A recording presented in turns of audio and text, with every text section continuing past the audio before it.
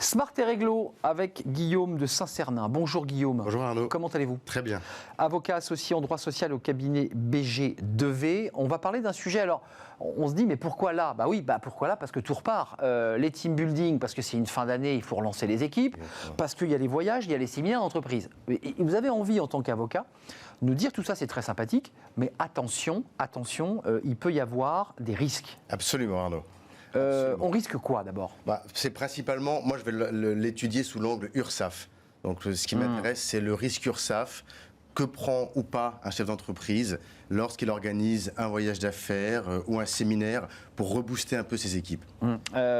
Concrètement, il y a quand même avant d'attaquer cette question de l'URSSAF, il y a le rapport des salariés au télétravail. Là, c'est un peu modifié quand même la relation des salariés à l'entreprise. Vous êtes d'accord avec ça? Exactement. Et en fait, vous avez raison Arnaud, la question se pose parce qu'on voit que depuis 15 mois, donc on enchaîne confinement, reconfinement, télétravail imposé. Ça a évidemment, le télétravail, des vertus indéniables, notamment dans la période qu'on a connue, mais ça présente aussi certains risques ou inconvénients.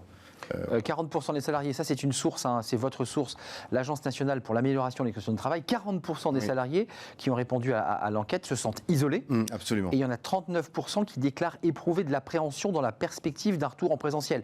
Ce qui est assez contradictoire à l'idée de se rouler tous ensemble dans la boue. Exactement. Mais ce qu'on voit, c'est que cette période de télétravail, en fait, on a une perte d'autonomie, on a une perte de lien social, on a un isolement de plus en plus fort des salariés. Et quand on va revenir en présentiel, on a un besoin de recréer ce team building, de recréer cette cohésion. On se serre les coudes. Exactement. Là arrive évidemment la mise en place du service RH et communication peut-être, de se dire tiens, qu'est-ce qu'on invente pour essayer de resserrer les liens? J'évoquais ça avec humour, mais c'est vrai, il y a parfois des courses collectives, on tire des sacs, on fait des sauts, on dresse des chevaux, enfin il y a plein de team building possibles. Bien sûr. Sauf que pour vous l'avocat, attention danger, ça peut être considéré comme des frais qui sont sujets à... On a un avantage en nature qui sera donc assujetti à charge sociale, et on voit, nous on a le cas au cabinet pour plusieurs clients, des clients qui qui subissent des redressements URSSAF parce que les conditions posées pour que ces événements de team building et de cohésion, de renforcement de la cohésion échappent aux charges sociales ne sont pas réunies. Donc, c'est quoi les problèmes là? Qu'est-ce qu'ils doivent justifier pour que ça le soit inversement? Concrètement, il faut justifier d'un programme de travail avec des obligations particulières imposées aux salariés, et il faut que le temps passé à travailler pendant ce séminaire soit supérieur à 50%. Et donc on ait un voyage qui ait une prédominance professionnelle, et que ce voyage ne corresponde pas à l'exercice normal des fonctions des salariés. Et là, à ces conditions-là, et il faut pouvoir en justifier le cas échéant, à ces conditions-là, le voyage peut échapper à cette qualification. D'où ces fameux séminaires où travaille le matin dans des grandes salles de réunion, et puis l'après-midi, on s'ébroue au golf et je ne sais où pour faire de la voile. Donc en un mot, l'URSSAF dit aux chefs d'entreprise, attention, ce que vous venez de faire est soumis à cotisation. S'il a respecté les règles des 50, avec 50% de travail et plus, il n'y a pas de cotisation. Il n'y a pas de cotisation. Et il faut un des critères qui est mis en avant aussi par les juges, c'est la présence ou non des conjoints, qui sont évidemment non salariés de l'entreprise. On considère que si les conjoints sont présents, forcément le voyage peut avoir une nature de voyage d'agrément, et donc on le requalifie. Concrètement, l'entreprise se défend. Qu'est-ce qu'elle doit apporter comme justification? Parce qu'elle peut aussi inventer un faux séminaire en disant que le matin tout le monde était là et l'hôtelier ne dira pas le contraire. Enfin, il ne faut pas une enquête jusqu'à l'hôtel. Non. Il ne faut pas exagérer. Non, mais il faut produire un programme de travail relativement précis et détaillé, et l'URSSAF et ensuite les juges en cas de contentieux vont regarder dans ce programme de travail la part des activités professionnelles et la part des activités ludiques. Et en fonction de la prépondérance de l'un ou l'autre, on requalifiera ou pas ce voyage. Donc en un mot, un chef d'entreprise qui va décider de dépenser 30 000 euros ou 50 000 euros pour organiser un team building, s'il ne respecte pas ces règles où il y a un peu de travail, il aura sur cette base des 50 000 euros de la cotisation sociale. Exactement, c'est la valeur réelle qui est prise en compte, absolument. C'est quoi, on calcule quoi sur la cotisation sociale là? Il y a les charges patronales qui sont de l'ordre de 45%, plus une pénalité de retard de 5%. Donc c'est pas rien. Et puis après il y a les charges salariales de l'ordre de 22%.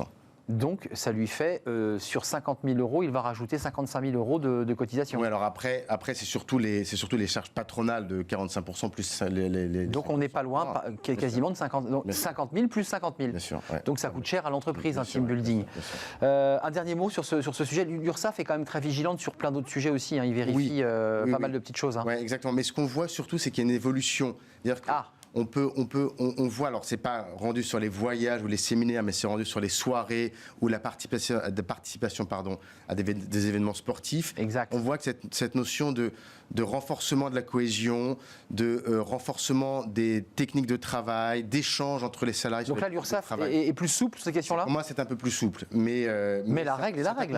La règle est la règle. Mais il faut confirmer tout ça, parce que c'est des choses que l'on voit, des arrêts qui sont assez récents sur des soirées, donc pas des séminaires ou des voyages. En un mot, on loue une loge dans un stade de foot pour emmener toute son équipe et ses cadres. Là, l'URSSAF dit bon. Si on arrive à démontrer d'abord que c'est exceptionnel.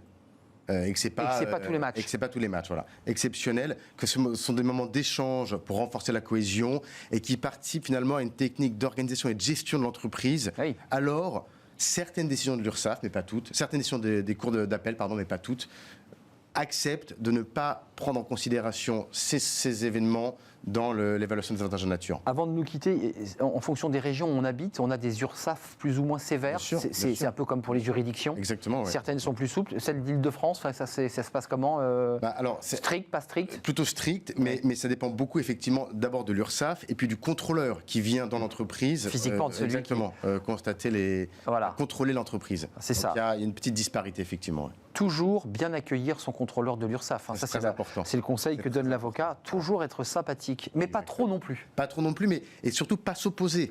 Parce que l'opposition à un contrôle URSSAF entraîne des sanctions plus importantes. C'est ça. Et en plus, on peut contester sur le plan juridique.